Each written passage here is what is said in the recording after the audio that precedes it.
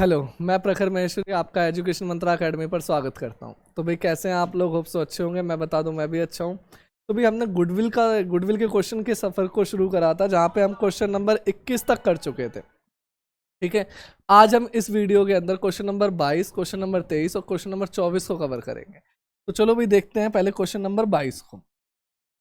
आ जाओ। इससे पहले एक एडजस्टमेंट है, उस एडजस्टमेंट को देखेंगे। आप अगर नोट कर रहे हो तो हेडिंग डालो अंडर वैल्यूएशन ऑफ स्टॉक।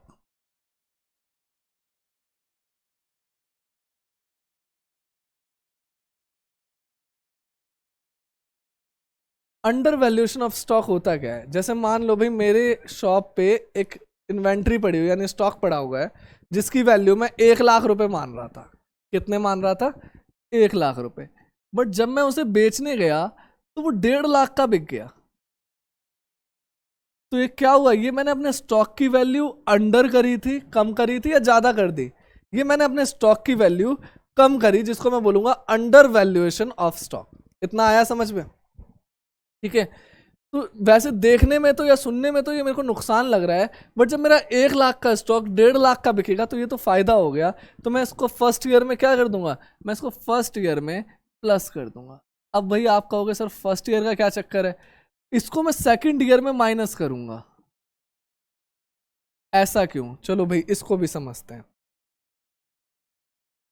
इधर देखना भाई, ये आपका ट्रेडिंग अकाउंट है जो आपने क्लास 11th में बनाया था। यहाँ पे OPD आता था, ओपनिंग स्टॉक, परचेज और डायरेक्ट एक्सपेंस। और यहाँ पे सेल्स और क्लोजिंग स्टॉक आता था। यही था भाई हमारा ट्रेडिंग अकाउंट। अब कोई भी इमेजनरी फिगर ले लो। मान लो भाई क्लोजिंग स्टॉक 2 लाख का है और सेल्स हमारी 6 लाख की है। डायरेक्ट एक्सपेंस है ही नहीं हमारे पास, चलो डायरेक्ट एक्सपेंस 0। परचेज हमारे पास 4 लाख की है और ओपनिंग स्टॉक 1 लाख का है। तो देखो 6 और 2 8, 8 में से 5 गए तो मेरा ग्रॉस प्रॉफिट कितना आ गया? ग्रॉस प्रॉफिट मेरा 3 लाख का आ गया। ये बताओ यहाँ पे कोई दिक्कत हो आपको? 6 और 2 8 में से 5 गए, 3 लाख का मेरा क्लियर ग्रॉस प्रॉफिट आ गया। अगले साल भाई मैं फिर से ट्रेडिंग बनाऊंगा। जैसे ही अगले साल ट्रेडिंग बनाऊंगा, ये क्लोजिंग स्टॉक अगले साल का क्या बन जाएगा? Opening stock. अब आप कहोगे सर ये क्लोजिंग ओपनिंग कैसे बन गया? मैं कल रात को अपनी जेब में 10 रुपए लेकर, मैं 10 रुपए का नोट मेरी जेब में रह गया और मैं सो गया। सुबह उठ के देखा तो वो 10 ही रुपए निकले। ठीक है, तो वो कल का क्या होगा? कल का क्लोजिंग आज का अपने आप ओपनिंग बन जाता है। ये तो है नहीं कि भाई आप सोए 10 रुपए के साथ थे जेब में और सुबह उठे तो 20 रुपए हो गए। वो 10 ही रुपए रहेंगे। तो जब कल का क्लोजिंग स्टॉक 2 लाख है तो आज का ओपनिंग कितने का होगा? 2 ही लाख का होगा। भाई यहाँ पे परचेजेस दी हुई है 5 लाख के, डायरेक्ट एक्सपेंस था नहीं, सेल्स दी हुई है 10 लाख की और क्लोजिंग स्टॉक दिया हुआ है 3 लाख का। तो 10 और 3 13 में से 7 गए, ग्रॉस प्रॉफिट कितना आ गया? हाँ, 5 2 7 3 3 6 लाख। तो भाई ग्रॉस प्रॉफिट आपका आ गया 6 लाख। ये तो भाई नॉर्मल हमने ट्रेडिंग अकाउंट को बनाया। अब मैं इसमें एडजस्टमेंट डालना चालू करता हूँ। इधर देखना एडजस्टमेंट, मैंने क्या कहा? Under valuation of stock. Under valuation of stock का मतलब ये अब स्टॉक 2 लाख का नहीं है, ये स्टॉक ज्यादा का है, बट मैंने इसको अंडर वैल्यू कर गया। ठीक है, तो मैं अब इसको बढ़ाऊंगा।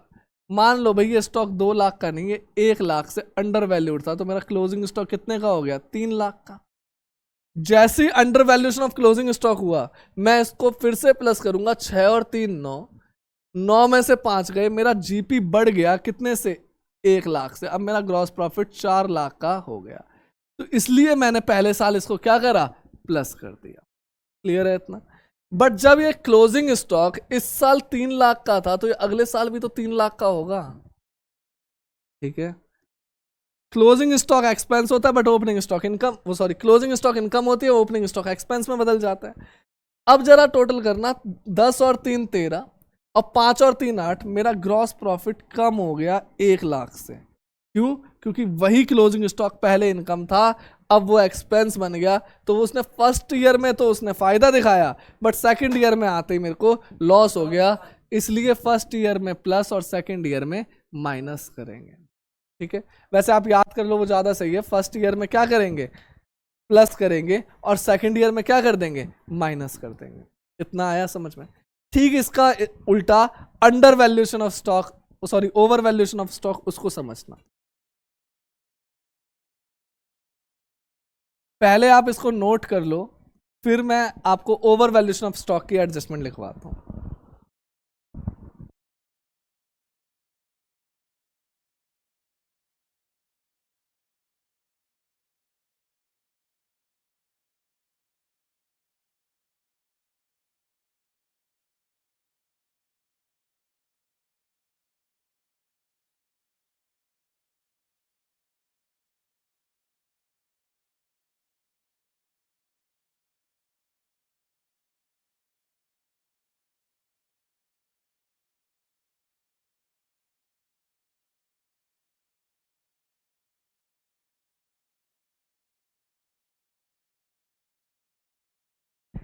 चलो भाई, ओवर वैल्यूएशन ऑफ स्टॉक को देखते हैं। ओवर वैल्यूएशन ऑफ स्टॉक में क्या हुआ, देखो मैं इस एग्जांपल को ही रखता हूं, और ये वाइट वाले पोर्शन को मैं हटा रहा हूं।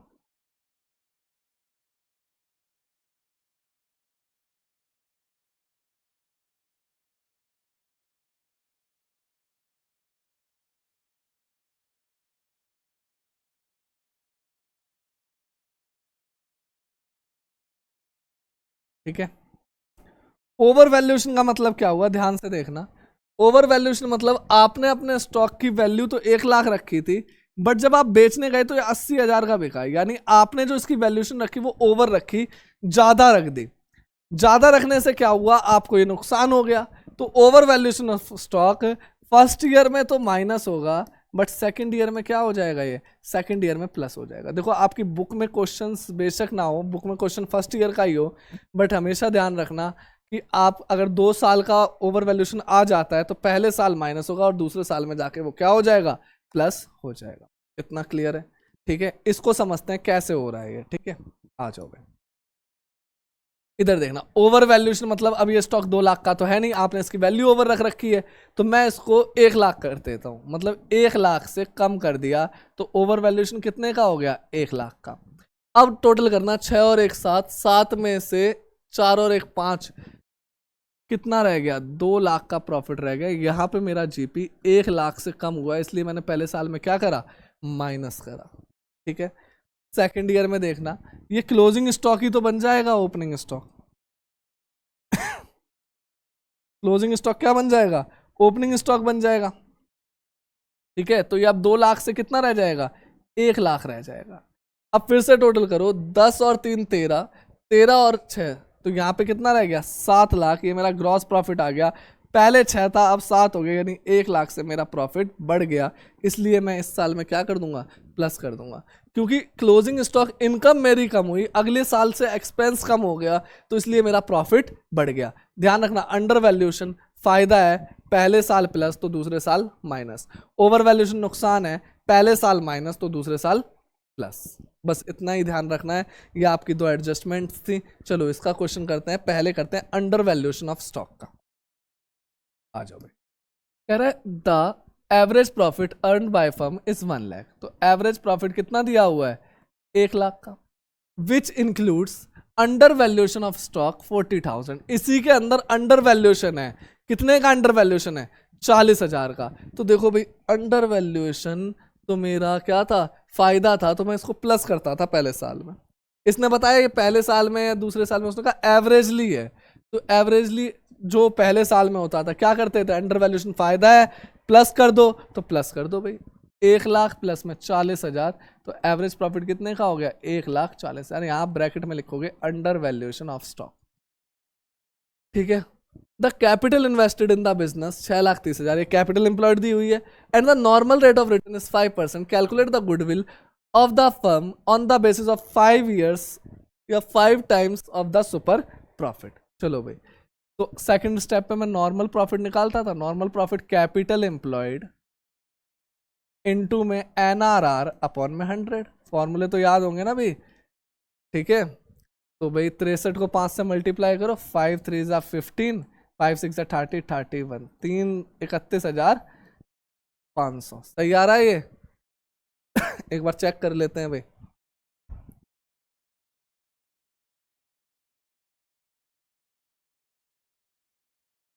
6,30,000 का 5%, ठीक है 31,500। फिर क्या निकालेंगे, सुपर प्रॉफिट क्या होता है, एवरेज प्रॉफिट माइनस में नॉर्मल प्रॉफिट। तो भाई एवरेज प्रॉफिट कितने का है, 1,40,000, और नॉर्मल प्रॉफिट कितने का है, 31,500। तो सुपर प्रॉफिट आ गया मेरा 1,08,500। इतना क्लियर है। फिर बताओ भाई, फोर्थ स्टेप पे हम गुडविल निकालते थे, सुपर प्रॉफिट इनटू में नंबर ऑफ ईयर परचेज जो कि 5 दिया हुआ है। तो 1,08,500 को 5 से मल्टीप्लाई कर दो, ये आपका आंसर आ जाएगा 5,42,500। ये आपकी क्या हो गई, गुडविल हो गई। ये ध्यान रखना, हर स्टेप पे आपको फॉर्मूला लिखना है कि भाई जैसे सुपर प्रॉफिट का फॉर्मूला क्या होता है, एवरेज प्रॉफिट माइनस में नॉर्मल प्रॉफिट। नॉर्मल प्रॉफिट का फॉर्मूला क्या होता है, कैपिटल एम्प्लॉयड इनटू में एनआरआर अपॉन में 100। और गुडविल का फॉर्मूला क्या होता है, सुपर प्रॉफिट इनटू में नंबर ऑफ ईयर परचेज। फॉर्मूले आपको सारे लिखने हैं। क्लियर है इतना? चलो भाई जल्दी से नोट करो, फिर हम आगे बढ़ते हैं। करो note.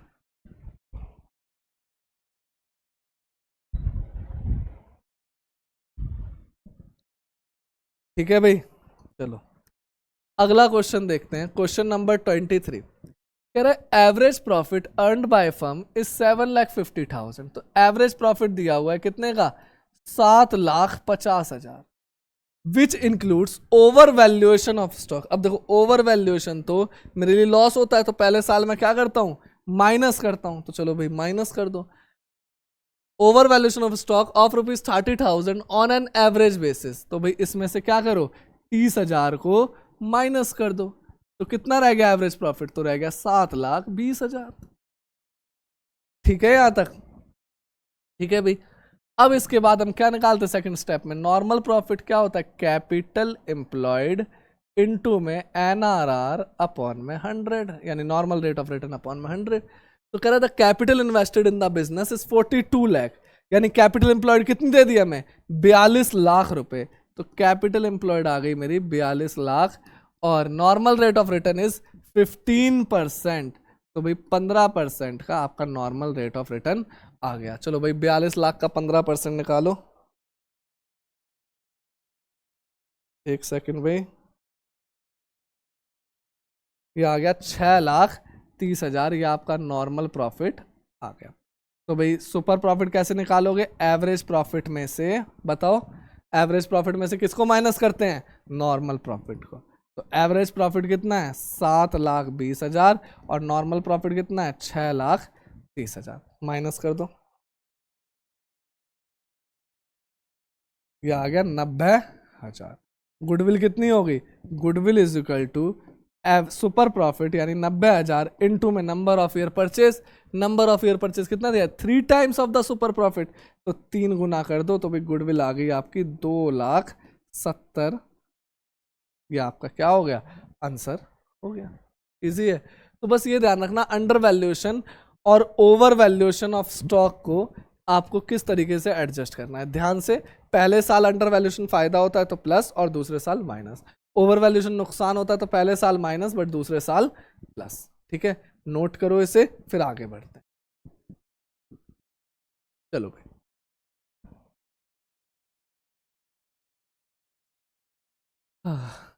Ayub and Amit are partner in a firm and they admit Jaspal into partnership with effect from WEF का मतलब with effect from 1st April 2018.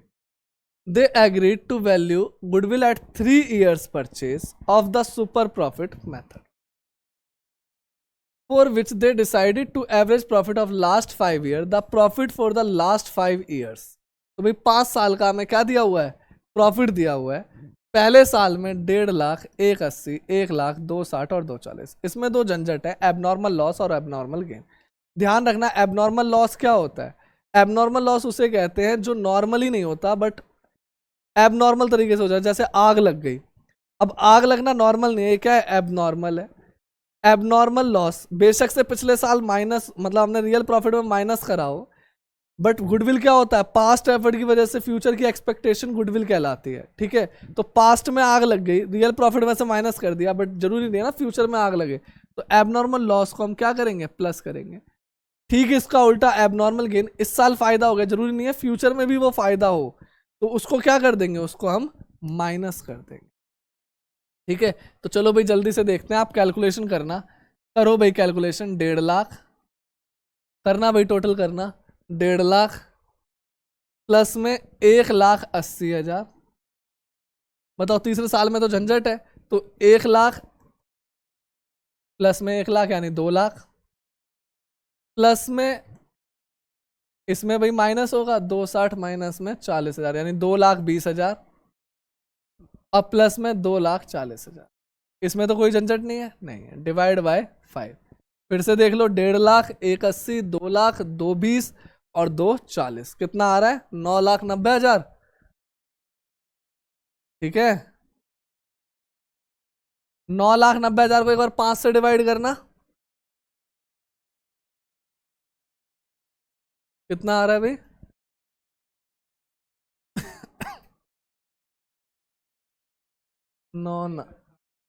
1,98,000। फिर क्या निकालते हैं हम, नॉर्मल प्रॉफिट निकालते हैं। नॉर्मल प्रॉफिट क्या होता है, कैपिटल एम्प्लॉयड इनटू में NRR अपॉन में 100।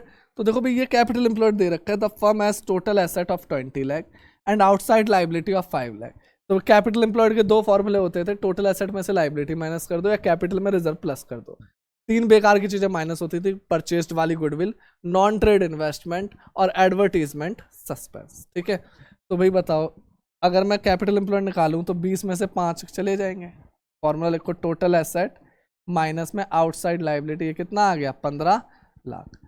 15 लाख का नॉर्मल प्रॉफिट और normal rate of return, sorry capital employed और नॉर्मल रेट ऑफ रिटर्न कितना है 10%। तो 15 लाख का 10% कितना हो गया भाई, ये 1.5 लाख।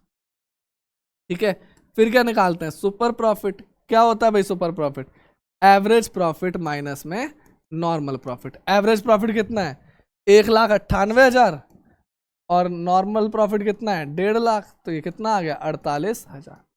चलो भाई एक मल्टीप्लाई करो, goodwill is equal to super profit यानी 48,000, नंबर ऑफ ईयर परचेज कितने हैं 3, तो 48,000 को 3 से मल्टीप्लाई करो, कितना आ रहा है भाई 1,44,000।